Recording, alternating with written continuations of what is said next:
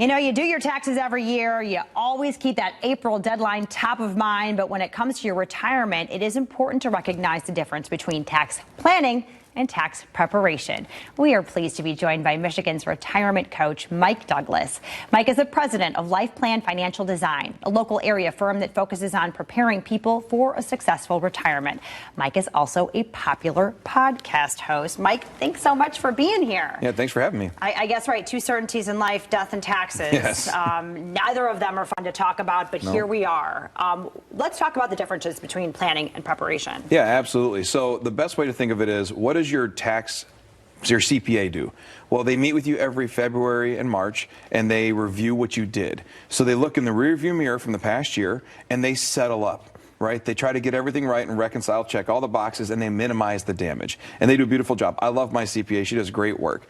But that's tax preparation, really just preparing to settle up for this past year's taxes. Tax planning says, what does the next 10 to 15 or 20 years hold, and how much do I have to pay in taxes? You know, I kind of think of it like when you do, like Sundays is a big meal planning and meal prep day for us. Sure. But yet what we do is when you meal plan, you order groceries for the week, or you go buy groceries for the whole week, knowing that I know today's Sunday, but Friday night we're going to do this. We're going to cook out, we're going to do whatever, and I need that food. Meal prep is, all right, it's Friday. I got to marinate the steaks. I got to do this, that, and we need to start getting this food on the table and on the grill and where it needs to go. So that's the difference. Meal prep is more immediate. Meal planning is the whole week. Tax prep is right now, it's immediate. Tax planning says, all right, yeah, 2024, I get it. But what about 2028, 2030, 2032? You know, when my required distributions kick in, where the tax consequences, when Medicare comes, all these things, they're directly affected by taxes. So tax planning looks down the road and says what's coming. Yeah, and so we know we're always doing the prep. We got that covered. But how often are people overlooking the planning part? Almost always, because like you said, there's two certainties in life, death and taxes, and they neither one will talk about it. Right. You know, when people come in, because we do estate plans and we do taxes and all these things, and I always say the two things people don't want to talk about are estate planning and taxes, because it's your death and taxes. Nobody wants to talk about their spouse dying or them dying and what happens, but you have to, because at the end of the day, if you do all this work to save all this money, maybe you build a company and you start things, or you work really hard at your job and you save, and that way you're one day, your wife, your husband, your kids, whomever, you guys can live this life. And then because we don't do some good planning, the government gets to take an unnecessary chunk. It's almost like an ignorance task, you know, just because we don't know, Sure. right? We don't know those rules, and yet simple documentation, simple planning could really protect everything you've worked hard for. Now, some people would say, when I die, I don't care, it's not my problem. And I completely understand. But are you willing to give back, and we're talking potentially years of your life, because you didn't properly plan for taxes? And that's what we're talking about, like a couple $100,000. If you earned $80,000 to $100,000 a year and you pay $300,000 of extra taxes because you didn't do a good estate plan, didn't do good tax planning, that's 3 years of salary that's gone because we didn't do a trust, or because we didn't properly invest, or we didn't do Roth conversions. There's a lot to do and a lot to talk about.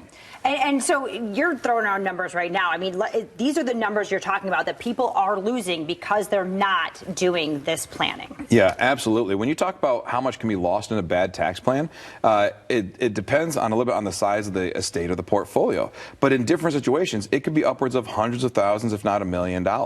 And we've run these scenarios. I remember we sat with a client a couple weeks ago, and as we went through, and they had a nice sized portfolio. He had built a good company, nothing huge, but then sold it, and he was, you know, again, 5 or 6 employee, smaller company. But when he was retired, now he has this chunk of money. And we said, if we can do a few intentional decisions for a few years, over the course of the next 25 years of your life, it's going to be $1 million less in taxes. Now, this is not some $10, $15, $20 million guy. They have different tax issues.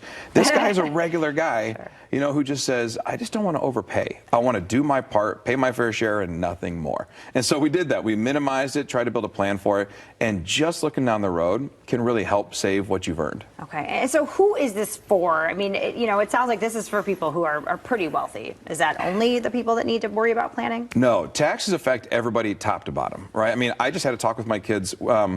We went on this camping trip a couple weeks ago, and we did an RV share. It's like Airbnb, but with campers, and we rented a camper. And so I love the business model of it. And I said, kids, if we ever bought a camper, I would probably start a company and just a little LLC and have the company buy the camper and have the company buy the truck. And they're like, why would we do that? I said, well, that way my payments are deductible. And that way it's all a much less thing. I said, because even though it cost me the same dollars to buy it, it gets to directly lower my income if I start an LLC and rent it out a couple times a year. And so, I mean, that's a couple 4 kids that are learning now about taxes. I said, so what else should we put in businesses? And it's a great conversation to have with them, but also all the way to the top. When we're talking about now that you're retired, how much do you get to keep out of your investments? How much do you get to keep out of your income? That's tax planning for the retiree. So it is different at different phases of life, but it's always important because we all pay taxes. So, and not, I don't think you or I are saying, hey, I'll chip in a little extra this year because I don't want to learn about it. Nobody does that. No. So let's just understand where we're at and figure out what makes sense. Yeah, and so obviously your kids getting this education young, but when should other people start thinking about tax planning? I mean, as soon as you're paying taxes? Yeah, once you're in the game, you're in the game, right? Okay. And so I remember when we bought our first house, like that was back when they were doing the first-time home buyers credit for I think it was $5,500 or whatever. We got back on this little foreclosed house that we bought. And that tax rule was a big difference because I started saying, holy cow, if we're going to get this money back, it decreases the cost of the house a little bit. And so taxes immediately affected us on our very first home we bought. And yet still today, taxes affect us as we own our business and different things we do. And tax will affect us when we retire. So everybody, as soon as you're in the tax-paying game, should consider how you can minimize your tax damage. Right, and it's always changing so much, Yeah. and it's so hard for just the regular human to have their finger on the pulse of all the tax laws and things. Well, it's boring, Yeah, right? Like no that's the kidding. reality. Who wants to Right? read the tax code? Who wants to research these things? And luckily, you need a couple nerds like us, who me and my firm, who will go through and read it for you, so you can vacation while someone else is doing your taxes and your estate plan and the different pieces. So yeah, that's the problem. It's boring. It's not a pleasure read, right? You don't sit around on the beach saying, I'd like to read the tax code. But what you do is you just need someone who nerds out on it and who prepares it for you. And that's what we do. Maybe if you're looking for a nap. Yeah, exactly.